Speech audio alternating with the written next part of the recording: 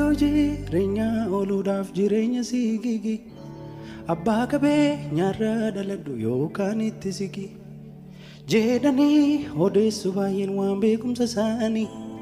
kun garuu anaanani bu'aa tokko hin beekanii an dursee sirraan dhaladhee sittan sikee sittan baqadhee naqabeera nan gaddiisu harki kee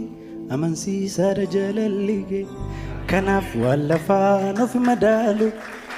si qabadhee nan isa caalu kakuu haaraattitu na waame abdii caalu fankaa diimame arrasidhanaaf waan hundi koo si wajjin ifaa dabarri koo si wajjiniin jiraannan haalli kamuu mo'amaadha rakkoon kamuu injifatamaadha gooftaa kwaatu hunda gararraadha si wajjiniin adeemnaan